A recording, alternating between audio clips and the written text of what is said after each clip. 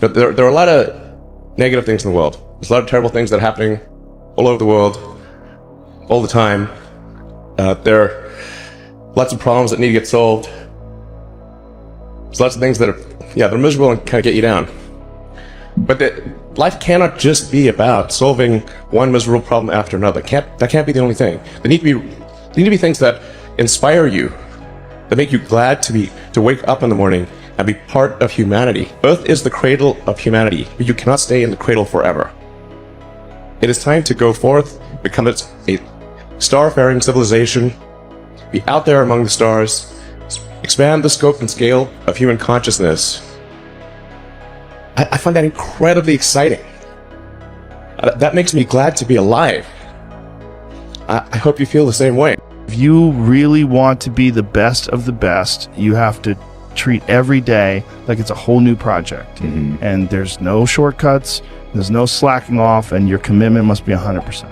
A lot of people have this vagueness to their lives. They don't really feel that necessity pushing them. So I felt I was 38 years old. If this book doesn't succeed, I may end up homeless. I'm gonna have to work back in Hollywood, which I hated. So I was deeply, deeply motivated, and I felt incredible pressure to succeed. So a lot of people may have, where they're not being successful, things aren't working out for them, but they don't perceive it in the same pressurized way. It's what you tell yourself. Say you have plenty of time where there'll be other opportunities, you let the ball drop. But if you look at it, this is my one opportunity. I could die tomorrow. I don't have much time. Who knows what I'll be in 3 years or 4 years. I may not have another opportunity ever again like this. Seize it. A lot of people don't look at it the same way.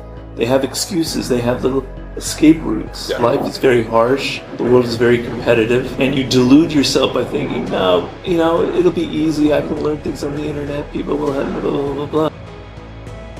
But if you want to see if you're a brave person, what they call the 4 o'clock in the morning courage, wait when things go completely to pieces, when things are the worst, when your very best deal falls apart and your rent is late and you're tired and you're sick and everybody is mad at you and your car doesn't work, then it's the person that picks themselves up and says, nothing is going to stop me. You know, the best quality in the world that you can develop is to develop the quality of being unstoppable. Develop the quality of being unstoppable. Say in yourself that no matter what life throws at me, it'll never stop me. No matter how rough it gets, I will never quit, and nothing will ever stop me. And believe me, if you decide to go for the goal in your life, you're going to get knocked down over and over and over and over again. But without those obstacles, no success is possible. Make the decision that you can be tired, you can be worn out, but nothing is ever going to stop you. Give it your best shot. It's the basis of self-esteem. Which do you think is more important? More positive thinking or less negative thinking? And the studies are unequivocal. It's less negative thinking. Positive thinking is important. You keep it up, keep it high. But if you want to get your real knowledge, just cut down on the negative thinking. Cut it down, cut it down, cut it down. That's the villain voice. That's the critic in your head. That's the demotivator. That's the discounter. That's the one that raises the doubts. And you can shut it up. Whenever you feel negative or unhappy about anything, you say, wait a minute, I'm responsible. I'm responsible for my life. I'm responsible for what happens. I can't change the past, so I'm not going to spend a second worrying about the past. I'm going to become so busy working on my future and my goals that I don't have time to think about the past. The law of correspondence is a law that says, as within, so without. As within, so without. And what it simply means is this. It means that your outer world is a mirror. And that's probably the best word. Your outer world is a mirror, and it simply reflects back to you what is going on in your inner world. That your outer world is the result of your inner world. That what is going on within determines what is going on without. That if you want to change your outer world, you have to change your inner world. Now that means if you look at your level of health, what is going on in terms of your physical health is largely determined by what is going on in your mind. What is going on in your relationships is the most perfect example, because you find that when you are feeling good inside, your relationships go smoothly. When you're feeling negative or stressed inside, your relationships go poorly. Your relationships are the mirror image reflection of the quality of your own personality. You can tell how healthy your personality is by looking at the relationships around you. Your wealth is a very important thing. The level of financial wealth, the level of comfort that you have, is a direct relationship of what you have put into your mind in terms of thought and preparation for achieving wealth and affluence. If you wish to be more successful on the outside, you have to be more successful on the inside. And the more you go to work on the inside, which is the only part of your whole life that you can control, the more you go to work on the inside, the more rapidly your external world changes. The big mistake in life, and the reason why most people are unhappy, is why? It's because most people try to change the external world, which they cannot control, and they leave the internal world messy. No, you've got to go to work on the inside workings. As you change your mind, as you change what is going on inside, you change what is going on outside. The definition of manifestation is not bringing something to you you don't have. It's making visible what's already here by matching its frequency. You already have everything you need, you just don't know it yet because you can't see it because you're not the wavelength of it yet. It's important to understand that that's a very important distinction in the idea and the definition of manifestation. Number two, many people on your planet use this concept of visualization to manifest things, and that's all well and good as a permission slip, but many of you are not using visualization in the most powerful way you could be. If you have a visualization of what you believe is the ideal reality, that's all well and good, but that visualization, that picture of seeing yourself in that ideal reality, number one, needs to be seeing yourself after the fact of that reality happening, because you know that once something has already happened, that's a very different energy than waiting for it to happen, isn't it? So have the energy that it's already happened, you're already living it, it's already there, and feel and see yourself in that visualization already living that, and feel how exciting that is to you. As soon as you reach the peak of excitement in seeing that visualization, utterly, totally, absolutely drop the picture. Don't insist on it looking anything like the picture. The only purpose for the picture that your physical mind created was to get you into the state of excitement that's equivalent to whatever the manifestation actually needs to be. Now, sometimes it might coincidentally look very similar to the picture you had, but more often than not, it will look nothing like it. In fact, it will actually look many times better than you imagine. So if you understand that that visualization is just a symbol of the reality, a symbol of the manifestation.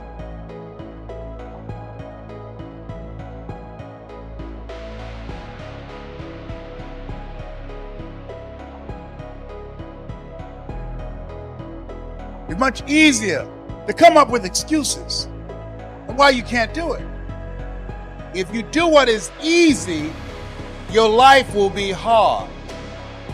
If you do what is easy, complain about your situation, your circumstances, you surrender and give up on your dreams, become depressed and bitter and angry. Anybody can do that. If you do what is easy, your life will be hard. If you're living in the past, you're going to be depressed because you are rehashing things that happened to you that are not going to happen again.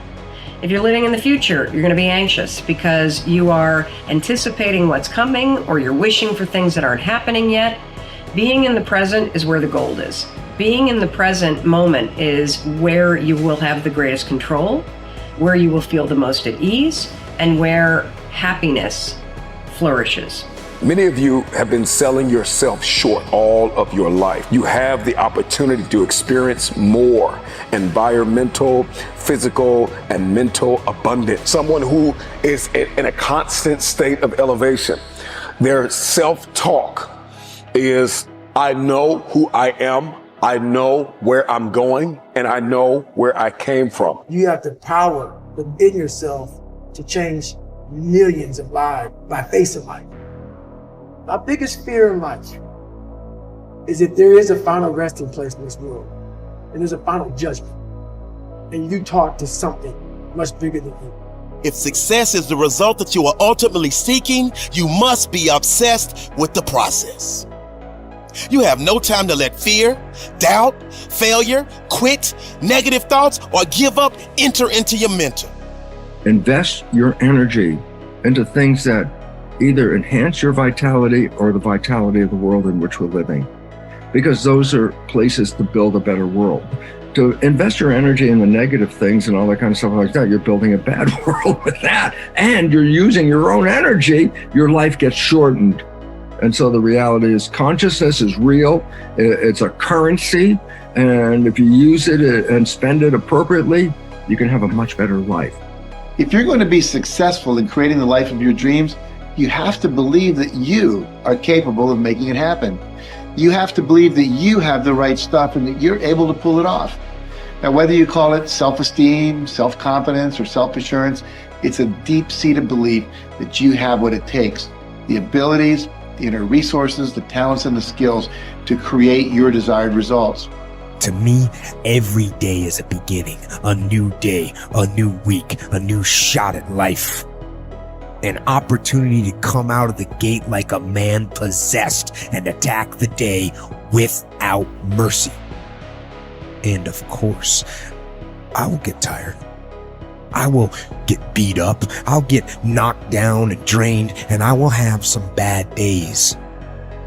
But I will not stop.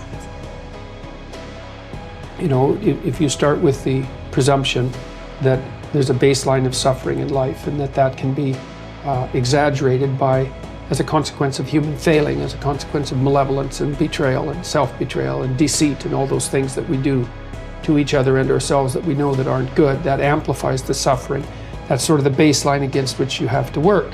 And it's contemplation of that often that makes people hopeless and depressed and anxious and overwhelmed and all of that, and they have the reasons. But you need something to put up against that. And what you put up against that is meaning. Meaning is actually the instinct that helps you guide yourself through that catastrophe. And most of that meaning is to be found in the adoption of responsibility. So if you think, for example, if you think about the people that you admire, well, you think about when you have a clear conscience first, because that's a good thing to aim at, which is something different than happiness, right? A clear conscience is different than happiness. Yeah, it's better. Yeah. That's you're not better. Like guilting yourself. You're not feeling bad about yourself. That's right. You feel that you've justified your existence, right? And so you're not waking up at 3 a.m. in a cold sweat thinking about all the terrible things that you've involved yourself in. What you said to someone that you shouldn't have said, or how you acted, or lied. What opportunity you lost, or the things that you've let go that you should have capitalized on, and all of that. And so if you think about the times when you're at peace with yourself with regards to how you're conducting yourself in the world, it's almost always conditions under which you've adopted responsibility, right? At least the most guilt I think that you can experience perhaps is the sure knowledge that you're not even taking care of yourself, so that you're leaving that responsibility to other people, because that's pretty pathetic. And unless you're psychopathic and you're living a parasitical life, and that characterizes a very small minority of people, and an even smaller minority think that's justifiable. But most of the time you're in guilt and shame because not only are you not taking care of yourself, let's say, so someone else has to, but you're not living up to your full potential. And so there's an existential weight that goes along with that. If you don't learn how to effectively, not destructively, because that's where most people go. They get into an endless loop of self-punishment, which is totally ineffective. But if you don't learn to punish yourself, you will never get where you want to go. Now, that needs to pale in comparison to the amount of time that you reward yourself. And you need to earn that reward. If you're just lavishing yourself with emotional praise and you haven't done anything, then I think that will cheapen it, will ultimately mean nothing. And quite frankly, I don't think you can really bamboozle yourself. I don't think if you try to praise yourself for stupid shit, I think some part of you knows you haven't done anything to deserve that praise. But when you set a bar and you meet that or exceed that, to then tell yourself, hey, you did it. You said you were going to do it. You did it. And that is worthy of praise. And getting good at praising yourself is incredibly important. And I think that most people have a very hard time doing both. Most people don't know how to effectively praise themselves. They don't know how to get themselves, first of all, to do things that are praiseworthy. And then when they do, they don't take the time to emotionally reward themselves, meaning you actually have to feel it. It can't just be intellectual. You've got to actually feel that. And the same with punishment. If you say you're going to do something, even if nobody's watching, and you don't do it, then you need to emotionally punish yourself. None of you will ever know whether I actually get out of bed in 10 minutes or less or not. But I say I do all the time.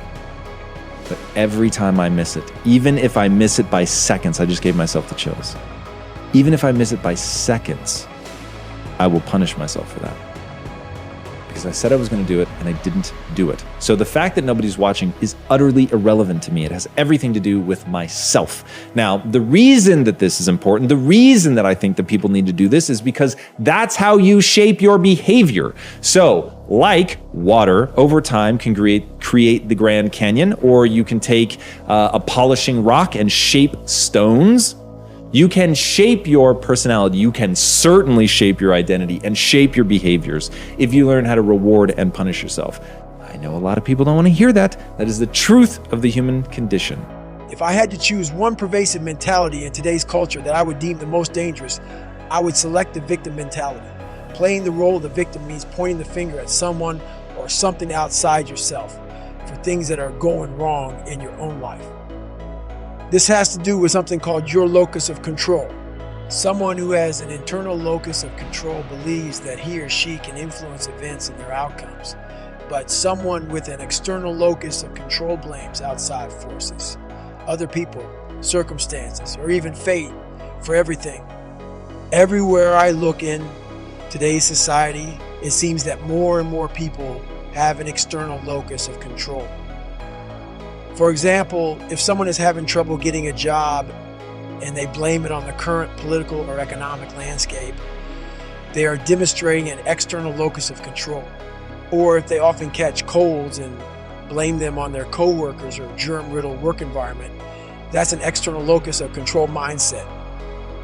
Another one is when someone is constantly in debt and they blame inflation or the high cost of living rather than taking responsibility for their own financial planning and budgeting.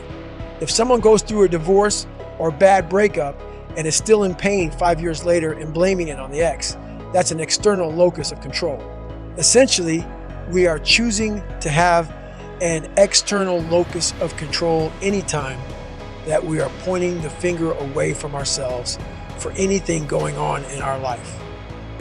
Here's the problem with this kind of thinking. It takes away your power. By playing the blame game, you're effectively throwing up your hands and saying, well, I'm a victim and there's not a damn thing I can do about it. The moment you blame someone else for something you're feeling or experiencing is the moment that you give up your power. By giving your power away, you are making a decision to effectively let life happen to you. You are refusing to take responsibility for your own life. As you might imagine, that can be a very destructive pattern to set. In order to stay connected with our best self, we need to always take responsibility for what happens in our life. We need to find a way to have control, even in moments where it just seems like the world is out to get us. Sure, bad things happen that are outside of our control.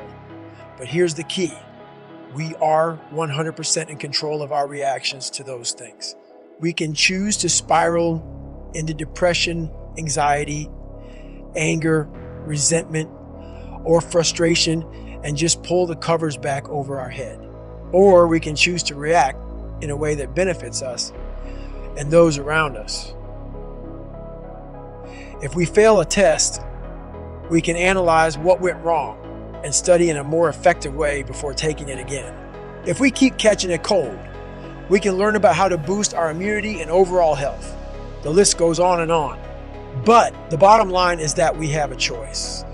Blame someone or something else that we can't control, or find a way we can take responsibility and change what we're doing so we can change the outcome.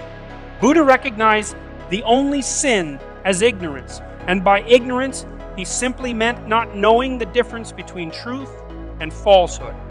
In other words, our only true dilemma as human beings is a lack of understanding about ourselves and the true nature of the world we live in. With more knowledge, we become more capable people. Without it, we cannot progress. The truth that we all must come face to face with is that we know very little about anything at all. Even the many things we think we know about the world may in fact be completely false. After all, how could we possibly say with certainty that we know anything if we only have access to the very thoughts that were planted in our mind since birth? What about the knowledge we have not captured? How could that change our perception of the world? We must be willing to accept the fact that we may be wrong about many things. It's okay not to know. We're all doing the best we can, so let's continue on that path and acquire the knowledge that's going to get us where we want to go. The quickest way to dispose of ignorance is to simply acquire more knowledge, however. It is important to do so with a sort of curiosity. Do not immediately accept everything you learn as fact. Use knowledge as a tool. Don't let it use you. It is easy to get trapped in a dogmatic belief system as a result of what we learn, but we must remain flexible. Life is our teacher. Let's always remember that. Change is one of the greatest symbols of strength and willpower you can find. It is easy to find examples in popular culture, movies and books, music, art, entertainment that reinforce the idea. Many speakers are great at building willpower.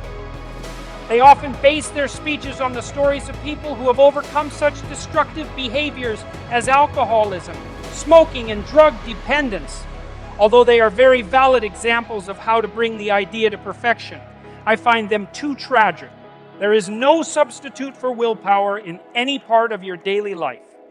You can build will by changing your habits. I view this trick as an opportunity to challenge myself. Try to get to bed earlier if, for example, you are someone who is prone to staying up late watching streaming movies or series. It may be a good idea to finish a book right before bed. Research shows that we get entertainment from the screen. If you read a book, instead of being submerged for 3 hours in front of the screen, it will take you an hour to get tired. This is because you are reading actively and not sitting still. Remember that a habit is an underlying neural connection. If you do something once, it becomes a habit. If you do the same thing over and again, it will grow stronger until it becomes an automatic action. For a week, you'll feel better. The second trick is to not be afraid of confronting temptations if you can face up to temptations without falling in. You are on the right track. This is something that can be very difficult for many people. I once read that fear only grows if it's allowed to. That sentence changed my view of life and helped me understand how things were. I became so consumed by the terrors that terrified me that thinking about them caused me to have spasms around my body. As time went on, I learned that there is no way to strengthen our will except to expose us to these things. These fears and temptations are all part of our lives. However, the real problem arises when your strength is lost or when you give up on your ability to control these situations. I take it seriously when I tell you that temptation is an infallible technique to build will. Is it possible that you are the type of person who is afraid to speak in front of others? You can reverse stage fright, as it has been shown. But you must rise to the occasion. There are instant gratifications, on the other hand. If you believe that you have everything necessary to develop your will, and you do, then what are the chances of you not getting it? Be ready to show. Pass by your favorite bakery. You might even ask for coffee. If you are training yourself to become an independent Spartan fighter, you don't need to be worried. You can do the same with other temptations. You have already taken the first steps to overcome the bad habit procrastination. Now, pile up all the tasks you need to do and try to complete them according to importance. Challenge yourself.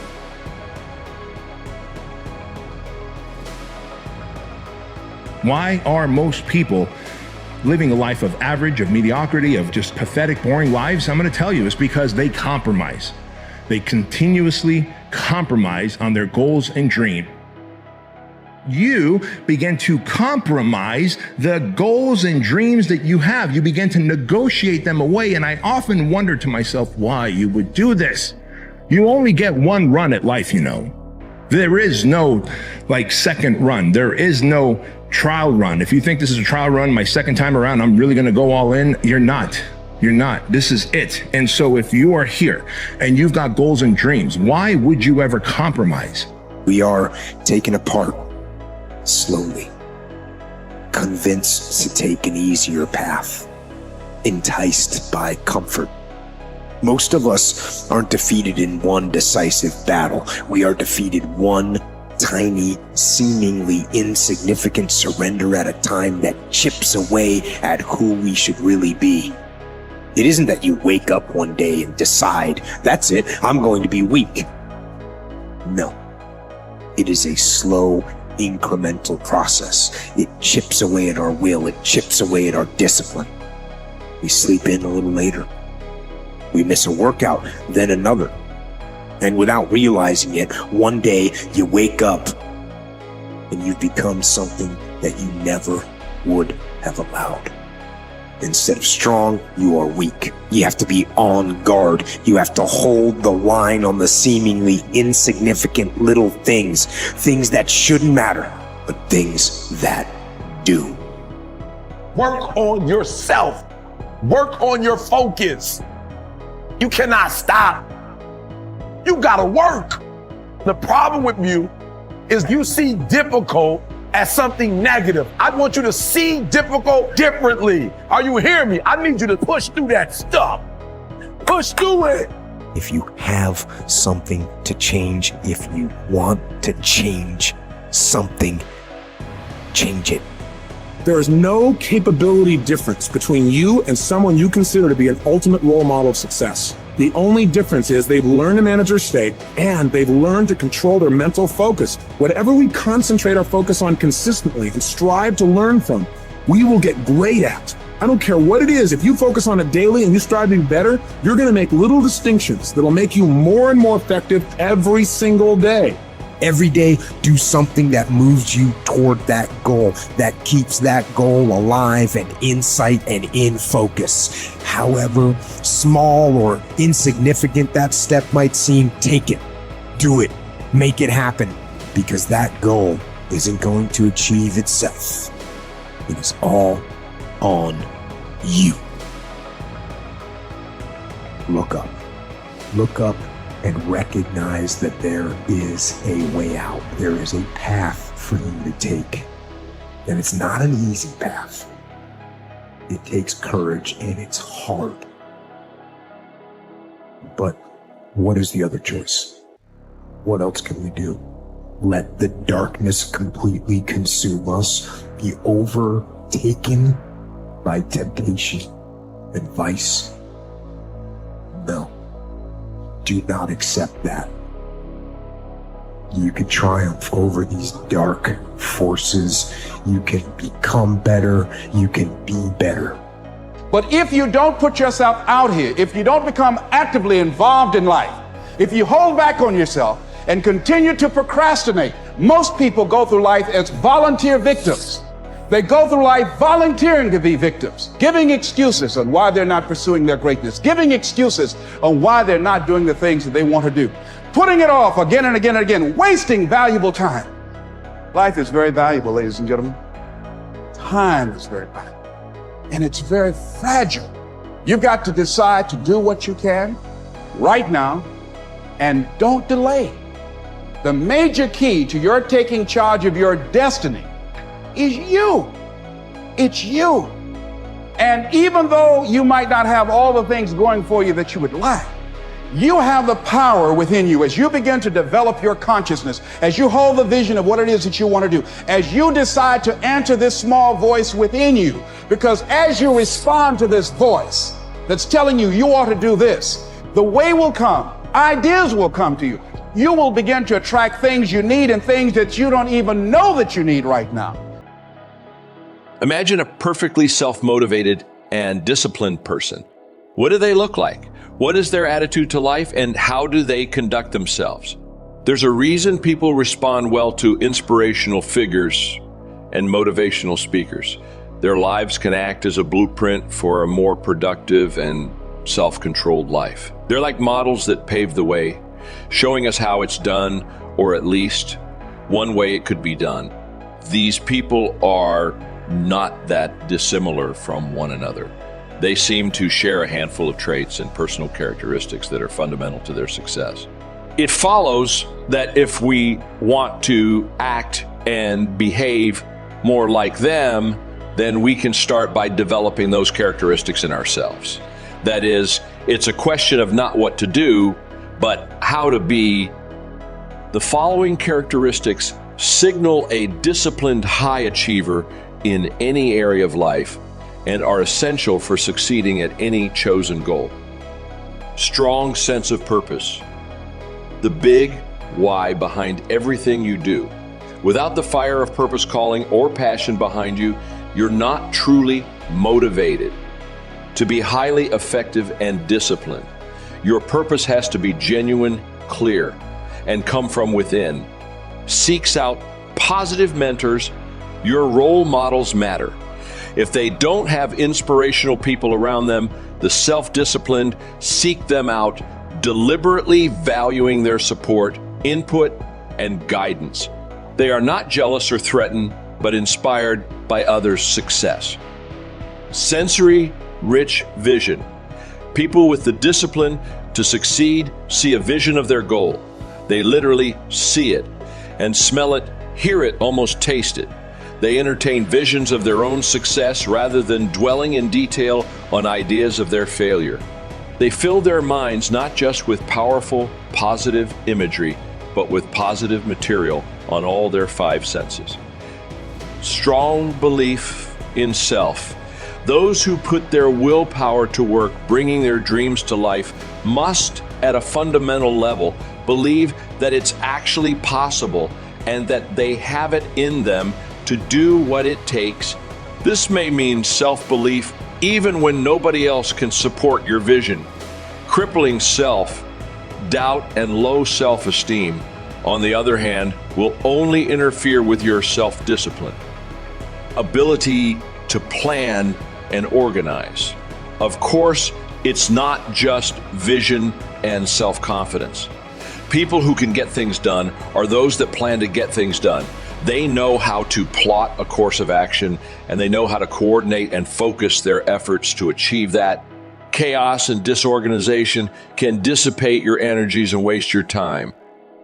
High value on education, learning, and skills. For some, education is an obligation, or at best a means to an end. But for high achievers, learning is a way of life, and they relish the chance to develop, to correct misunderstandings, and to challenge themselves to go further. Patient perseverance. To find effort and motivation in yourself is one thing, but can you sustain that level for a prolonged period? Can you wake up day after day and keep going, even in the face of intermittent or delayed rewards? Self-discipline requires enough patience to wait for the results of your actions to bear fruit and to keep consistent throughout. Without this trait, we give up easily and quit things when they don't work out exactly as we want the first time around, or we look for quick fixes and hacks rather than putting in the work. Seeing work as pleasure and play. People who achieve well at their work usually have a mindset where work is not work, but something enjoyable, interesting, engrossing. They don't resent it or find it boring. In fact, they may have very little distinction between work and play. This attitude means that they act from curiosity and inner drives rather than feeling it's a burden placed on them. Succeeding in life has always been a matter of doing that which the great majority does not do. Now, let's keep this in mind as we get into this business of goals. It isn't that I want to make an invidious comparison between the 5% and the 95%. Not at all. That's just the way it is. And if we don't recognize it, it will be to our cost. If you can tell me what you want, I can tell you how to get it. You see, the trick is not in achieving our goals. It is in establishing them. A ship would never leave a harbor if it did not have a destination. An industrial plant would never open its gates if it did not have a product or a purpose. Football would not be played without goalposts, nor would baseball without a home plate. Every business operates for a purpose. Every game has a reason. Getting back to the analogy of our ship, if you were to climb to the navigation bridge and ask the captain the name and location of his next port of call, he would tell you immediately. There's not the slightest doubt in his mind. Can you tell anyone your destination just as quickly and in one sentence? The captain of the ship knows that he can arrive at only one port at a time. He knows that it's impossible to arrive at two. Do you know that? He also knows that his destination will be invisible for fully 99% of his voyage. But he knows it's there and that he'll reach it, barring an unforeseen catastrophe, if he will just keep doing certain things a certain way every day. One fine morning, his destination will appear on the horizon. He'll sail into port, his voyage successfully completed. When his business has been accomplished, he'll then sail to another predetermined port of call. And this will take him and his ship from one success to another for the rest of both of their lives.